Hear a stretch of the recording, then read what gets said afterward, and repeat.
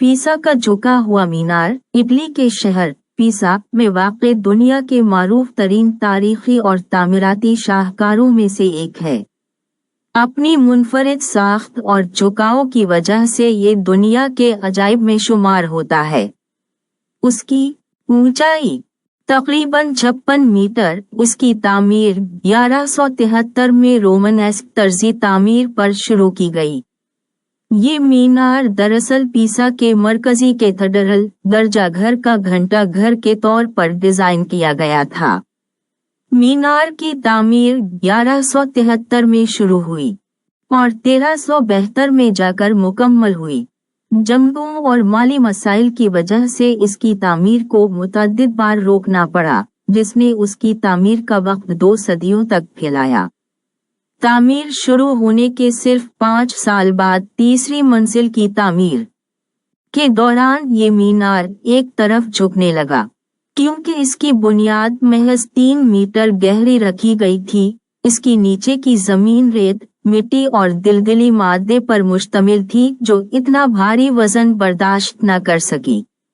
जंगों की वजह से जो तामीराती काम दहाइयों तक रुका रहा, इस दौरान नीचे की मिट्टी को बैठने और मजबूत होने का मौका मिल गया, वरना ये मीनार मुकम्मल होने से पहले ही गिर जाता। मशहूर साइंसदान गैलीलियो गैलीली का ताल्लुक पीसा से था। कहा जाता है कि इसने ग्रेविटी के उसूल को साबित करने के लिए इसी मीनार की चोटी से मुख्तलिफ वजन की गेंदें नीचे फेंक कर तजुर्बा किया था। जब मामारों ने देखा कि मीनार झुक रहा है, तो उन्होंने ऊपर की मंजिलों को एक तरफ से थोड़ा सा ऊंचा बनाने की कोशिश की ताकि तवाज़ुन कायम हो सके। इसकी वजह से मीनार का डिजाइन मामूली सा मुड़ा हुआ कमान की शक्ल का मालूम होता है।